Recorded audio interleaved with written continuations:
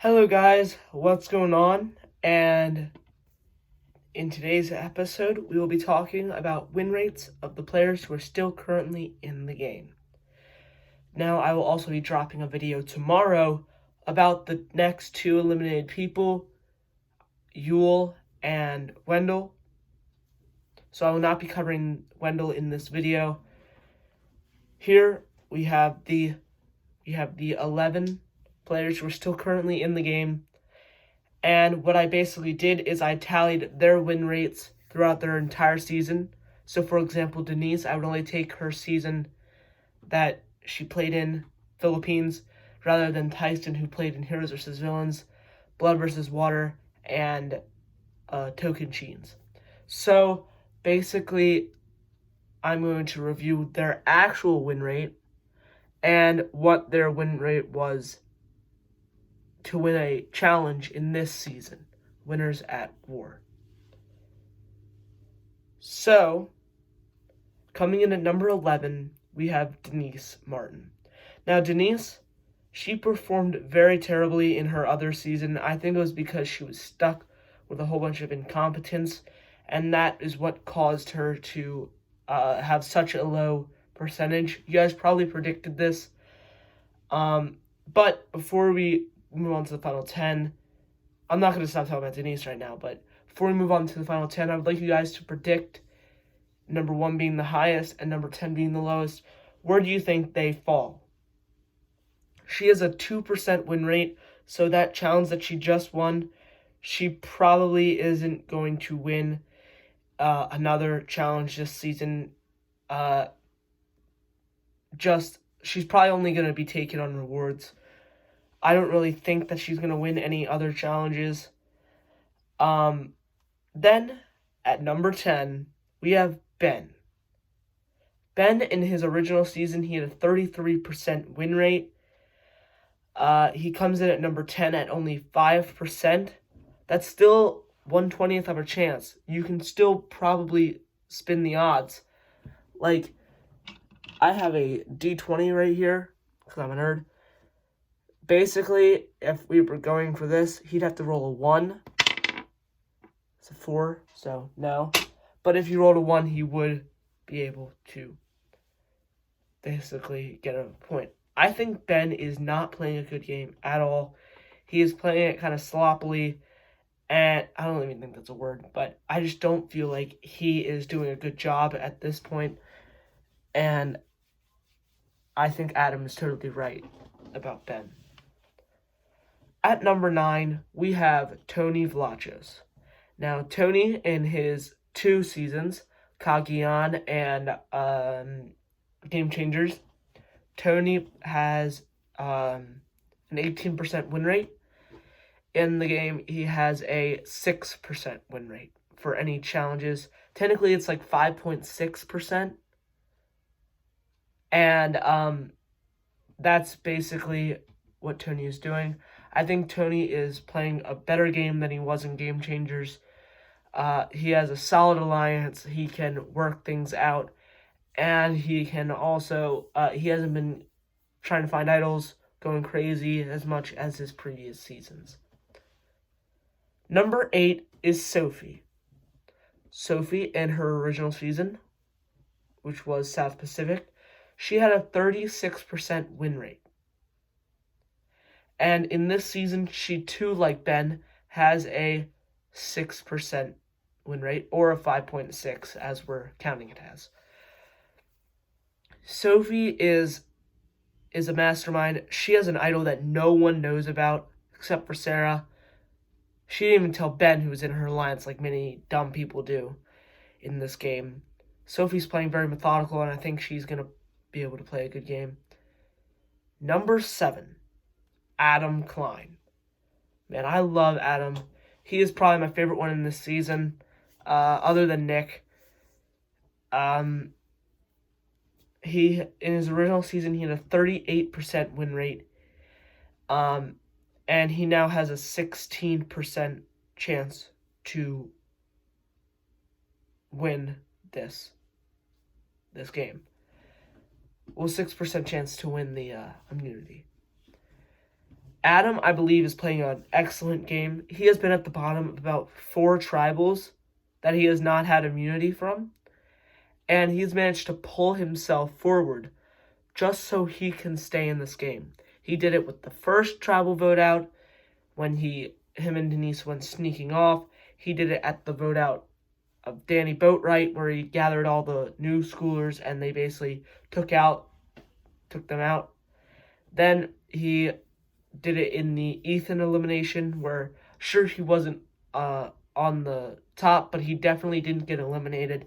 And he just did this vote where he not only was able to sway the target off of him, he also was able to sway the target off of Nick, and went for Wendell, who was a totally third option at that point. Now, he was an option, but he wasn't fully going to be eliminated, like, at all. It was going to be between either Nick and Adam. Speaking of Nick, at number 6 comes in as Nick. He had a 47% win rate, and he has a 9% chance to win this game. Will win the challenge. Nick, I don't believe, is playing as smart and methodical as he originally was. I think he played a really good game, and I really just don't think that he's playing it as good as he did last time. Last time he played the good boy role. I don't really think that he's trying to play it as much this time. He's trying to make alliances and actually try to play the game and get down dirty, start lying. And I think that's just going to cause him to get eliminated. Number 5, getting on the top 5. Michelle Fitzgerald.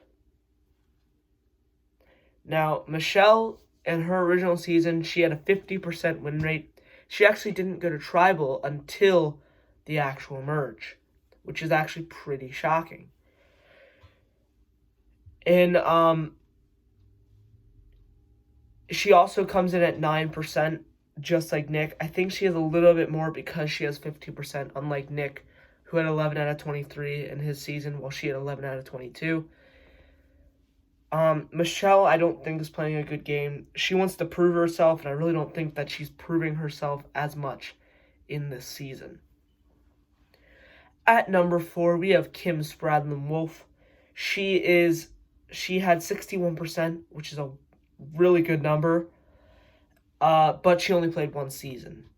Unlike Tyson, Jeremy, Sarah, Tony, who played multiple seasons.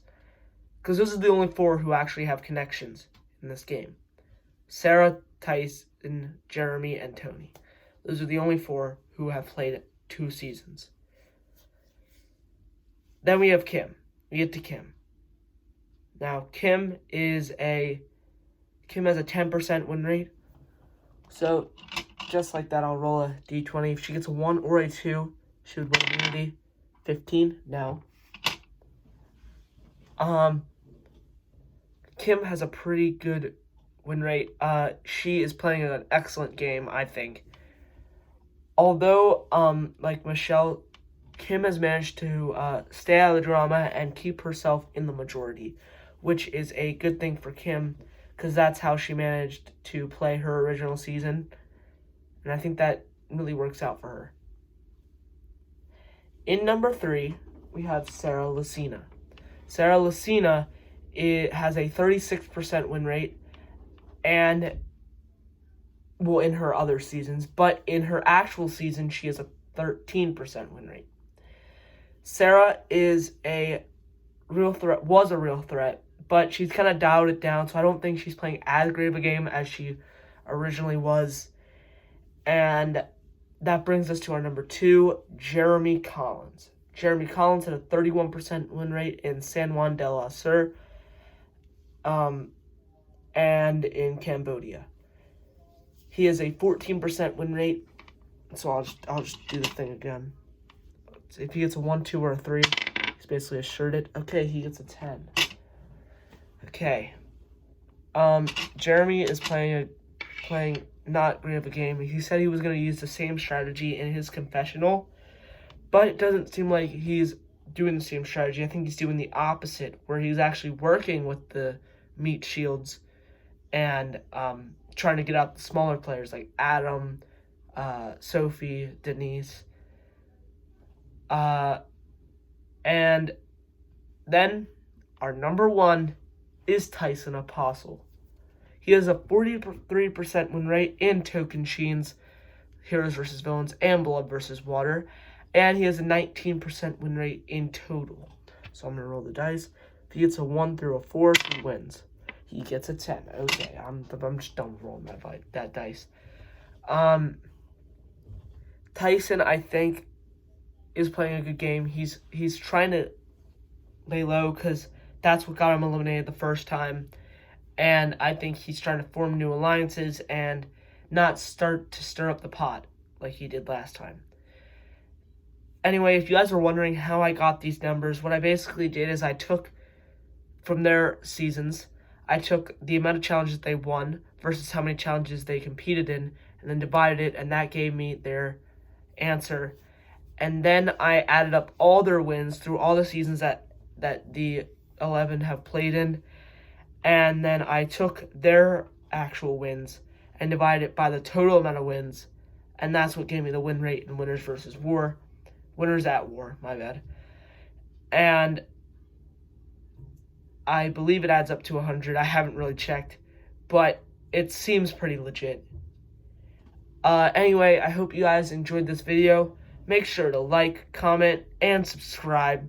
And make sure you hit the little bell button because it's not camo. Unlike me, I'm Camo Nick. See you later. Bye.